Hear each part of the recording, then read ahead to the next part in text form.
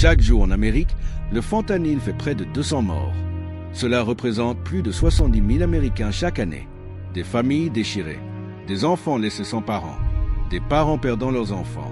Tout cela à cause d'un médicament qui est bon marché à fabriquer, facile à faire passer en contrebande et plus mortel en doses plus petites qu'un grain de sable. Mais le fentanyl n'est pas apparu de nulle part. Pour comprendre comment c'est arrivé ici, il faut revenir plus d'un siècle en arrière à l'essor de la mafia chinoise et des triades. Ils sont nés en tant que fraternité secrète, mais sont rapidement devenus des syndicats du crime mondiaux, faisant le trafic d'opium à travers l'Asie et vers l'Ouest. L'ironie est brutale. Dans les années 1800, c'était la Chine qui a été empoisonnée par des puissances étrangères, paralysée par le commerce de l'opium britannique. Maintenant, des générations plus tard, les rôles ont changé. Aujourd'hui, les réseaux chimiques chinois et les ramifications de la triade expédient les précurseurs du fentanyl, tandis que les cartels mexicains gèrent la distribution. Et les ruses américaines en paient le prix. Donc, l'épidémie de fentanyl est-elle simplement une autre vague de drogue ou une forme de vengeance? Et la mafia chinoise agit-elle seule? Ou les éléments du PCC regardent-ils dans l'autre sens? Essayons de le découvrir. L'histoire du fentanyl ne commence pas au Mexique. Elle commence en Chine il y a 3 siècles.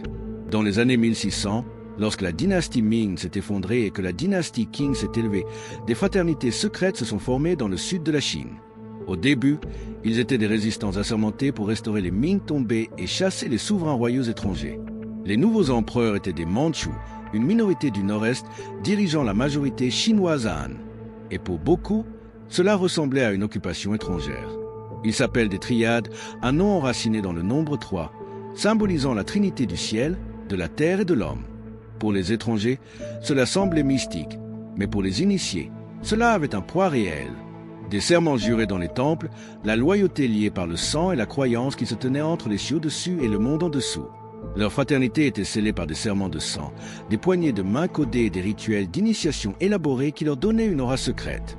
Plus que de simples gangs, ils sont devenus une société secrète construite pour survivre aux dynasties. Extérieurement, ils se présentaient comme des patriotes. Mais avec le temps, la politique s'est estompée, et dans l'ombre, elle a évolué en quelque chose de plus sombre, une organisation criminelle. Dans les années 1800, les triades avaient trouvé leur commerce parfait, l'opium.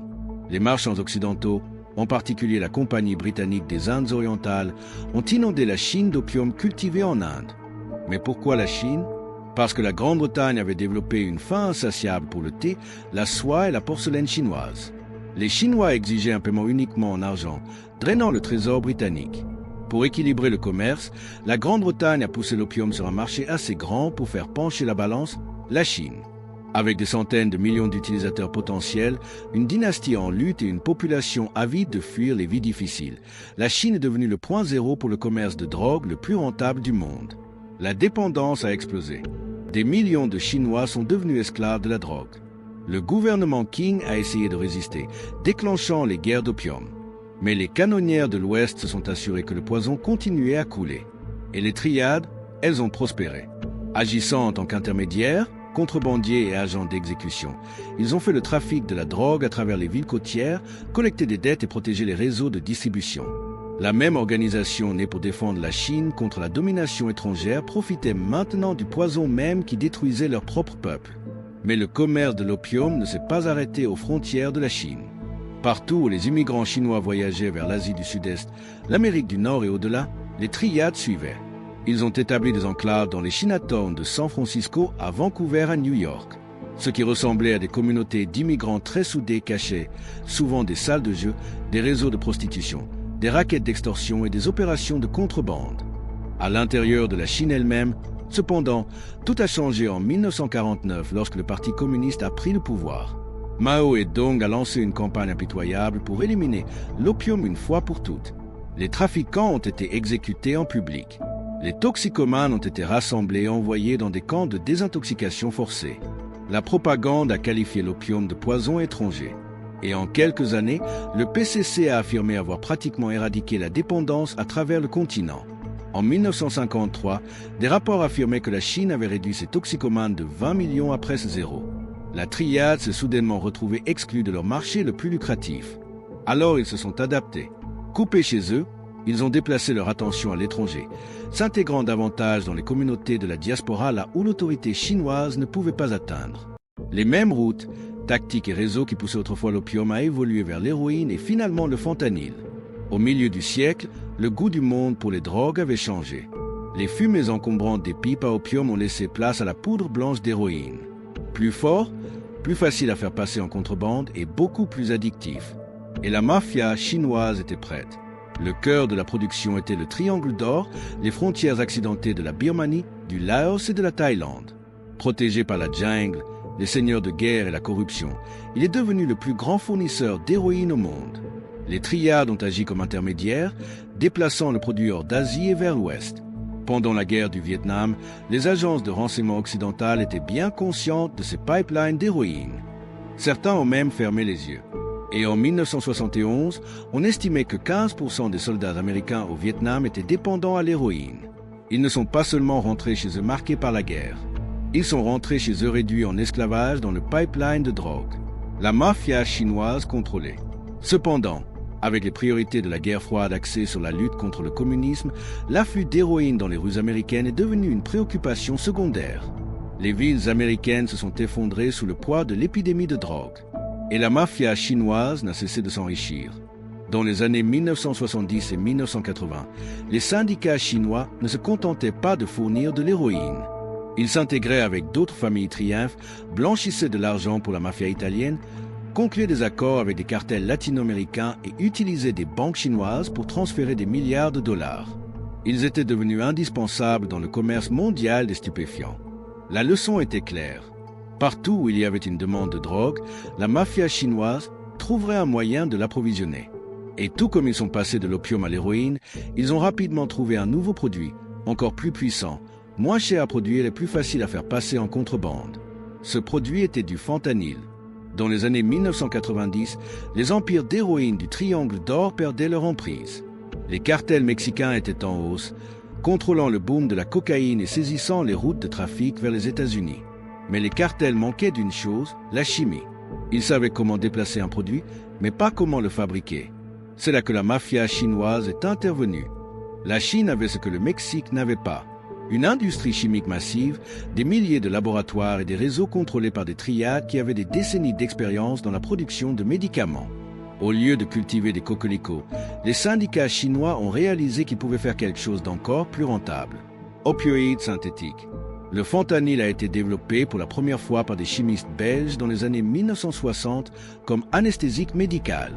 Mais entre les mains des triades et de leurs partenaires, c'est devenu l'arme parfaite. Et contrairement à l'héroïne ou à la cocaïne, le fentanyl n'avait pas besoin de champs ou de récoltes, juste de produits chimiques, de verreries et de chimistes. Il pourrait être produit toute l'année, n'importe où, et avec une puissance stupéfiante. Un seul kilogramme pourrait être dilué en des centaines de milliers de doses. Au début des années 2000, les entreprises chimiques chinoises, certaines légitimes, d'autres plus que de façade, exportaient des précurseurs du fentanyl comme NP et AEP par la langue. Les expéditions ressemblent souvent à des poudres inoffensives ou à des fournitures industrielles mal étiquetées. À partir de là, les cartels mexicains ont pris le relais. Dans des laboratoires de fortune à Sinaloa, le cartel Jalisco New Generation et d'autres ont converti ces précurseurs en fentanyl finlandais, l'ont mis sous forme de comprimés contrefaits et l'ont fait passer en contrebande à travers la frontière américaine. C'était un partenariat mortel. La Chine fournissait les produits chimiques, la mafia blanchissait l'argent et les cartels géraient la distribution. Ensemble, ils ont créé le pipeline de médicaments le plus efficace de l'histoire. Chaque dollar de fentanyl revient par les banques clandestines chinoises, purifié et réinvesti. C'est un système si efficace que même les enquêteurs américains admettent qu'ils comprennent à peine comment il fonctionne. Et pendant que les gouvernements débattaient de la politique, le nombre de morts augmentait. Plus de 70 000 Américains meurent chaque année d'une surdose de fentanyl, plus que les accidents de voiture, la violence armée ou même la guerre. Et à chaque fois que la crise du phéno fait les nouvelles, l'histoire semble folle. Sévir contre la frontière, poursuivre les cartels mexicains, construire le mur. Et oui, les cartels sont brutaux. Ils déplacent les expéditions. Ils inondent les rues de l'Amérique. Mais ce que vous n'entendez presque jamais, c'est ceci. Les cartels sont les intermédiaires. La véritable source se trouve à un océan d'ici. Les précurseurs, les recettes, les réseaux de blanchiment, ils viennent de Chine. Et derrière ces flux se trouvent les triades et la mafia chinoise. Ils ne paradent pas convoi d'hommes armés sur les réseaux sociaux. Ils ne suspendent pas de corps au pont. Ils travaillent en silence. Ils dirigent des sociétés écrans, des entreprises de façade et des banques clandestines. Leur pouvoir n'est pas un spectacle. C'est dans l'invisibilité. Pour les forces de l'ordre, il est plus facile de montrer une descente dans un laboratoire du cartel que d'expliquer comment des fournisseurs chinois ont mal étiqueté des expéditions industrielles et détourné des milliards par des canaux souterrains. Et pour les politiciens, il est plus sûr de pointer du doigt le Mexique que Pékin.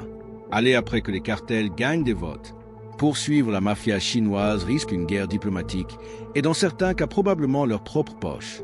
C'est pourquoi les Américains continuent de parler de sécurité frontalière, tandis que les architectes étrangers de l'épidémie de fentanyl restent dans l'ombre. Le CDC estime que 5 à 6 millions d'Américains abusent des opioïdes sur ordonnance ou élicitent du fentanyl chaque année. Pas prouvé que la Chine pouvait éradiquer une crise de dépendance en quelques années seulement. Donc, le fait que Pékin n'ait pas fait la même chose avec le fentanyl n'est pas un oubli. C'est une stratégie. L'épidémie de surdose en Amérique n'est pas un effet secondaire, c'est une arme. Donc la question est, combien d'autres Américains doivent mourir en ignorant la mafia de l'autre côté de la mer qui a construit le pipeline en premier lieu?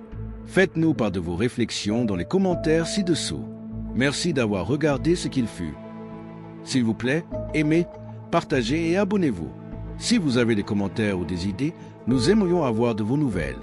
Merci encore.